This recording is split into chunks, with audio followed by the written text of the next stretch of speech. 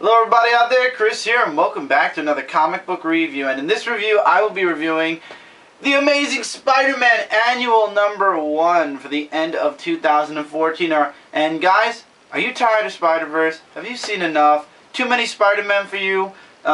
Need a break from the big event that's going on right now in every single Spider book? Well, this is the book for you then. This book takes place outside of Spider-Verse. It's just some plain old, regular Spidey stories.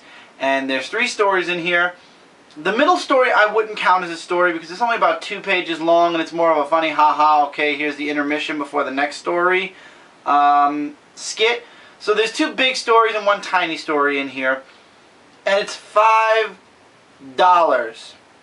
I want you to remember that as we are going through this book, that this book is $5. Remember that.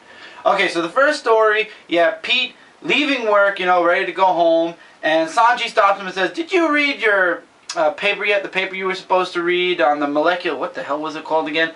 The microscopic electrodes in the 3rd dimension?" And Pete's like, "Oh yeah, I meant to do that. I'm going to get on that right away tonight. I'm going to go straight home and read it." And remember, this is Peter Parker, not Doc Ock. So he's walking home, he's saying to himself, go straight home and read the paper. Go straight. He sees a police car. Boom! Spider-Man. The artwork, by the way, in this is amazing. I love how... who's the artist so I can give proper credit? The artist for I Can't Help Myself is Brendan Peterson. And then The Quiet Room is Ron Solis. Want to point it out there right now because the artist on both those stories is awesome. And then the art and story by the middle story is Cale Atkinson. But anyway, so Spidey follows the police cars, and it's not a big emergency at all.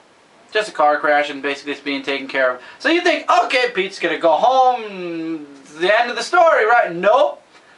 He's like, okay, everything looks good. I should head back home. And boom. He sees a cell phone on the floor, and he's like, is that a... And then he picks it up, he's like, I have to find the owner of this cell phone.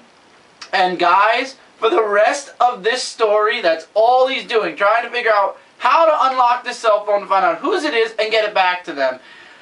He meets up with Hawkeye for a time, and he helps him take out these pyromaniac people. I can't remember their names. By the way, Hawkeye is deaf now, so it's kind of funny how he tells Spider-Man he actually has to take the mask off in order to talk so he can understand what Spider-Man's saying. And he kind of helps Spider-Man figure out a little bit of whose phone it is. He sees the main picture. He's like, see that guy in the picture? That has to be the owner. And he looks German because he's got a German soccer jersey. So now Spidey's going crazy trying to figure this out because he thinks that this person's going to leave New York and that's it. And he's all over the place. And then he finally gives up. And then the phone rings. And guess what? It's the owner. And he's leaving to go back to Germany. So now Spidey has no time. He has to run to the airport. And then there's a burglary that goes on. And he sees them. It's the... I forgot who these people were. But they're like second-rate robbers. And he's like, you know what? I got no time for this. He beats them up in like 1 page. Sets them up for the cops. And he's running and running. He makes it to the airport. He gives the guy back his phone. And I love what his wife says. You're a superhero, right? And he's like, that's what they tell me. And she's like, don't you have something more important to do? And he just sits there and goes, nope. And then it's the next day, and guess what he didn't do? Read the paper.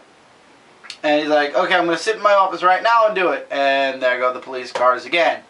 Second story, like I said, it's an Aunt May story. It's Aunt May finding the spider suit, yelling at a bunch of supervillains. Hilarious. I loved it. Funny. Second story is about a group of supervillains and they're talking about Spider-Man and you know, they're pulling off this heist, and I forgot who said it. Somebody said it best, where it's like he worries about little things changing, and the woman who's with him says, as long as Spider-Man cracks jokes, the world is right. Spider-Man shows up, doesn't say 2 words, beats the crap out of everybody, and it's the end of the story. However, at the end of the book, we find out, spoiler alert, he has laryngitis. And that's the whole book. 3 stories. 2 big ones and 1 2-pager. Okay. So the first story is about Spider-Man, you know, procrastinating reading his paper and just doing whatever he wants to do as Spider-Man. You know, he finds a cell phone, and that's the entirety of the story. Is Spider-Man finding the owner of a cell phone, which is hilarious. That's the first one. Second one is a funny about Aunt May. And then the third one, Spider-Man has laryngitis, and he basically scares the supervillains straight. That's what they're actually saying in the police buff. They're like, I'm going straight. I'm gonna start selling cars again and whatnot. This is a $5 book. I have to give this book a 3 out of 5 stars, and I'm going to explain why. The artwork was spectacular, and definitely something you guys should look at, and you will really like the artwork in this book. It's definitely something that you guys should see because you would love it. The stories, first story was really good. Second story is just a segue story, and then the third story I think was But when I first read this, I finished reading it and I put it down. I'm like, this is a $5 book about Spider-Man trying to find a cell phone owner, a funny Aunt May skit, and then Spider-Man with laryngitis. $5 for that, to have a break from Spider-Verse. Then I sat down, I really thought about it, and I said, okay, well, the cell phone story was really good, and the third story was really good, and the middle story was funny, so it's definitely worth the read for the artwork and for the funniness of the story. But all in all, for $5, I would say only get it if you have a very short week. Would I say you absolutely need this book? Absolutely not. You don't need it. It has nothing to do with anything. It's just 3 stories that are connected to Spider-Man to give everybody kind of a little break from the whole Spider-Verse thing that's going on right now.